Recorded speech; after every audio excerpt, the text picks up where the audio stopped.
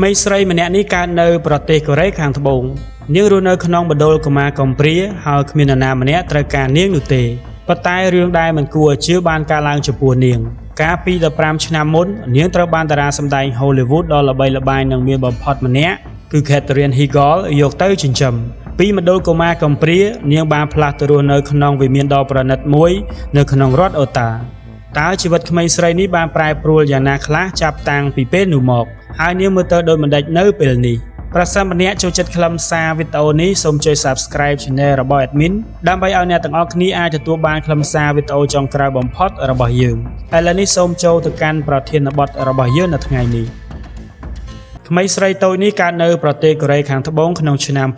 2009ម្ដាយរបស់នាងបានសម្រាលនាងនៅមន្ទីរពេទ្យក្នុងទីក្រុងសេអ៊ូលហើយបានចាក់ចេញទៅនៅថ្ងៃបន្ទាប់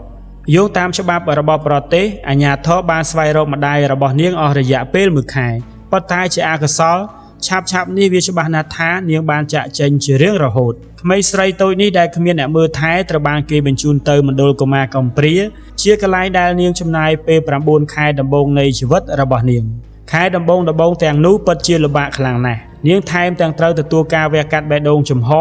ដោយសារតែជំងឺបេះដូងពីកំណើតប៉ុន្តែនាងមិនដឹងអ្វីច្រើនទេជោគវាសនារបស់នាងចិត្តនឹងផ្លាស់ប្ដូរតាមរបៀបដែលនាងមិនអាចនឹកស្មានដល់នាងគឺជាក្មេងកំព្រាម្នាក់គត់ក្នុងចំណោមក្មេងរាប់ពាន់នាក់ផ្សេងទៀតដែលមានឱកាសបានទៅរស់នៅក្នុងគ្រួសារល្អរឿងរ៉ាវរបស់នាងបានចាប់ផ្ដើមនៅឆ្នាំ2009នៅពេលដែលតារាសម្ដែង Katherine Heigl និងស្វាមីរបស់នាងបានចាប់អារម្មណ៍លើនាងនៅពេលនោះ Heigl មានអាយុ31ឆ្នាំនាងគឺជាកំពូលតារាសម្ដែងដែលមានប្រជាប្រិយភាពនិងមានទ្រព្យសម្បត្តិច្រើនបំផុតនៅឆ្នាំ2019ទស្សនាវដ្តី Forbes បានប៉ាន់ប្រមាណទ្រព្យសម្បត្តិរបស់នាងថាមានតម្លៃ$33 លានខណៈដែលទ្រព្យសម្បត្តិរបស់ស្វាមីនាង George Clooney មានតម្លៃ$10 លាន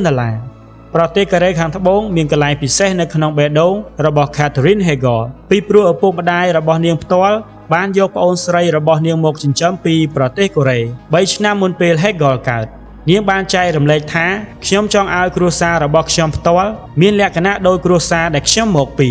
ដូច្នេះហើយខ្ញុំតែងតែដឹងថាខ្ញុំចង់ទទួលយកកូនមកចិញ្ចឹមពីប្រទេសកូរ៉េដូច្នេះបន្ទាប់ពីស្វែងរកមិនបានយូរប៉ុន្មានពួកគេបានរកឃើញនាលីស្រឡាញ់នាងភ្លាមហើយទីបំផុតក៏សម្រេចចិត្តយកនាងមកចិញ្ចឹមគូស្នេហ៍នេះបាននាំក្មេងស្រីតូចទៅកាន់សហរដ្ឋអាមេរិកភ្លាមដែលជាកន្លែងដែលនាងបានចាប់ផ្ដើមជីវិតខុសគ្នាទាំងស្រុងក្មេងស្រីដែលមិនត្រូវបានគេចង់បានពីមណ្ឌលកុមារកំព្រាបានរកឃើញគ្រួសារដែលស្រឡាញ់ហើយថ្ងៃណាមួយនាងនឹងត្រូវបានគេស្គាល់ទូទាំងពិភពលោកនិងទទួលមរតកពីឪពុកម្ដាយរបស់នាងដែលមានតម្លៃរាប់លាន$Heigl និងស្វាមីរបស់នាងពិតជាសប្បាយចិត្តខ្លាំងណាស់នេះគឺជាកូនដំបូងរបស់ពួកគេទោះជាយ៉ាងណាក៏ដោយមិនយូរប៉ុន្មានភាពរីករាយរបស់ពួកគេបានជួបប្រទះនឹងបញ្ហាណាលីមិនបានឆ្លើយតបទៅនឹងការស្រឡាញ់ដែល Heigl បានផ្ដល់ឲ្យនាងនោះទេហើយវាបានធ្វើឲ្យតារាសម្ដែងរូបនេះឈឺចាប់ព្រោះនាងមានអារម្មណ៍ថានាងមិនសូវល្អគ្រប់គ្រាន់ដើម្បីក្លាយជាម្ដាយនោះទេ Heigl បានរៀបរាប់អំពីអំឡុងពេលដ៏លំបាកក្នុងជីវិតរបស់នាងនៅពេលដែលកូនស្រីរបស់នាងណាលីហាក់ដូចជាស្និទ្ធស្នាលជាមួយស្វាមីជាងនាងទៅទៀតដោយសារតែរវល់ច្រើន Heigl តែងតែអវត្តមានដោយចំណាយពេលច្រើននៅទីតាំងថតកុននេះបានធ្វើឲ្យនាងព្រួយបារម្ភជានិច្ចថានាងកំពុងបាត់បង់ឱកាសក្នុងការតភ្ជាប់ទំនាក់ទំនងជាមួយកូនស្រីរបស់នាងចំណុចរបត់មួយបានកើតឡើងនៅឆ្នាំ2012នៅពេលដែលណាលីបានរកទៅរក Heigl នៅទីតាំងថតកុនហើយអោបនាងយ៉ាងណែនវាជាពេលវេលាដ៏អស្ចារ្យដែលធ្វើឲ្យ Heigl ដឹងថាចំណងស្នេហ៍រវាងពួកគេនៅតែមានភាពរឹងមាំលើពីនេះស្វាមីរបស់នាងក៏បាននិពន្ធបទចម្រៀង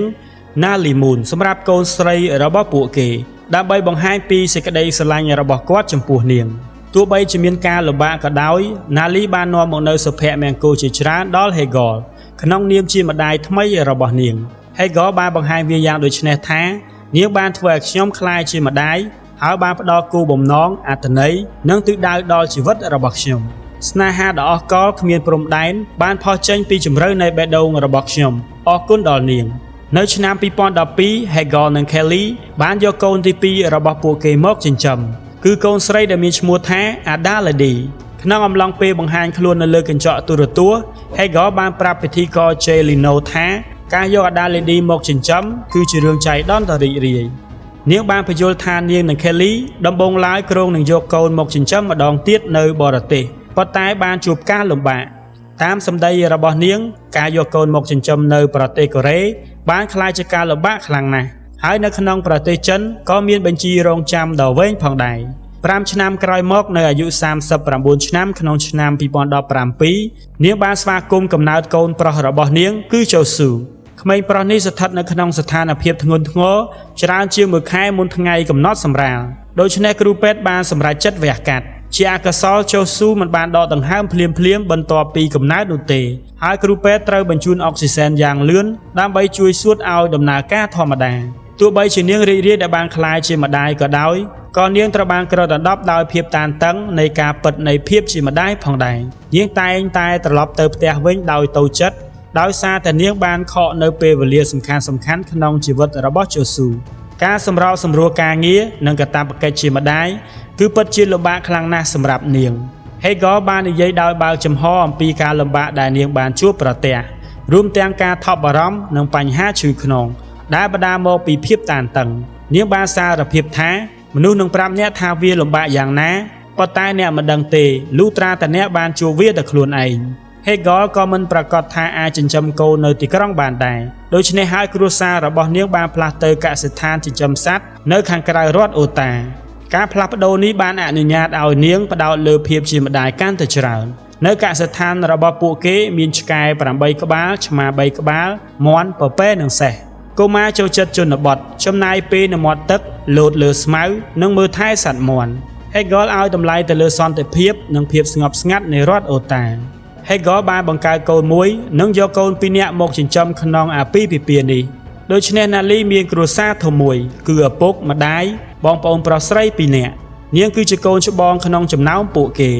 នៅពេលដែលណាលីមានអាយុ6ឆ្នាំ Hagar បានចែករំលែកថាកូនស្រីរបស់នាងបានធំឡើងជាក្មេងស្រីតូចដោយពិពណ៌នាថានាងជាមនុស្សឆ្លាតវៃនិងមានប្រាជ្ញាថែមទាំងហៅក្មេងស្រីតូចនេះថាជាមិត្តល្អបំផុតនិងជាគ្រូដែលនាងធ្លាប់បានជួបទៀតផង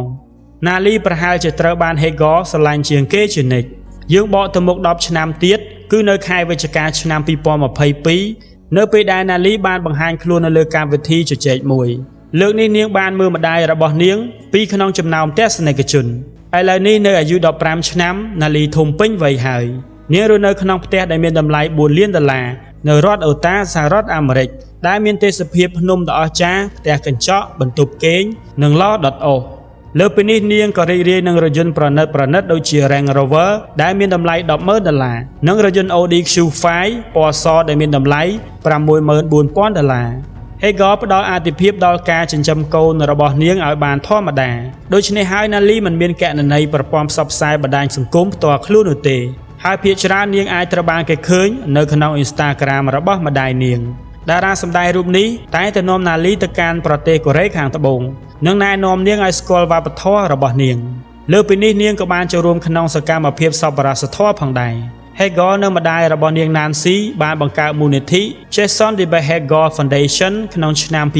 2008គោលបំណងរបស់ពួកគេគឺដើម្បីប្រយុទ្ធប្រឆាំងនឹងការរំលោភបំពានសត្វដោយការបង្កើតអង្គការការពារសត្វដើម្បីជាការគោរពដល់ការអាណិតអាសូរនិងការចងចាំដល់កូនប្រុសនិងប្អូនប្រុសជាទីស្រឡាញ់របស់ពួកគេរឿងនេះបានបង្ហាញថាឪពុកម្ដាយពិតគឺជាអ្នកដែលបានផ្ដល់សេចក្តីស្រឡាញ់ដល់កូនរបស់ខ្លួនមិនមែនគ្រាន់តែជាអ្នកដែលបានបង្កើតមកនោះទេតើអ្នកទាំងអស់គ្នាយល់ស្របនឹងគំនិតរបស់ admin ដែរឬទេសូមខមមិននៅខាងក្រោមវីដេអូដើម្បីឲ្យ admin បានដឹងពីចម្លើយរបស់បងប្អូនទាំងអស់គ្នាជួបគ្នានៅវីដេអូបន្ទាប់ទៀត